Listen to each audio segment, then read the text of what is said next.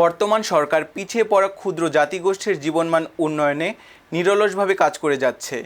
নিগোষ্ঠীর সহ সুবিধা বঞ্চিত জাতিগোষ্ঠীর উন্নয়নে শিক্ষা, কর্মসংস্থান ও সামাজিক নিরাপত্তা নিশ্চিত করতে সরকারের বিভিন্ন সহায়তা কার্যক্রম অব্যাহত রয়েছে বলে মন্তব্য করেছে নওগাঁ ১ আসনের সংসদ সদস্য মোস্তাফিজুর রহমান। মঙ্গলবার ১৮ আগস্ট নওগাঁর নিয়ামতপুর উপজেলা পরিষদ মিলনায়তনে আয়োজিত অনুষ্ঠানে প্রধান অতিথির বক্তব্যে তিনি এসব কথা বলেন। মোস্তাফিজুর রহমান বলেন, আজকের শিক্ষার্থীরাই আগামীর ভবিষ্যৎ।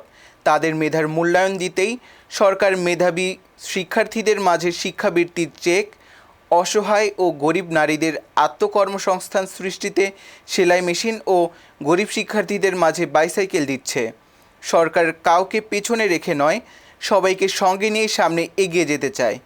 উপজেলা নির্বাহী কর্মকর্তা মুর্শিদা খাতুনের সভাপতিত্বে সভায় আরও উপস্থিত ছিলেন সহকারী ভূমি কমিশনার রেজাউল করিম, নিয়ামতপুর থানার ওসি মাহবুবুর রহমান, উপজেলা কৃষি অফিসার রফিকুল ইসলাম, প্রাণী সম্পদ কর্মকর্তা আবদুল্লাহ আল মামুন, উপজেলা প্রকল্প বাস্তবায়ন কর্মকর্তা এনামুল হক, শিক্ষা অফিসার তরিকুল ইসলাম, উপজেলা একাডেমিক সুপারভাইজার আব্দুল মান্নান সহ উপজেলা প্রশাসনের বিভিন্ন দপ্তরের কর্মকর্তা, রাজনৈতিক নেতা এবং উপকারভোগীরা উপস্থিত ছিলেন।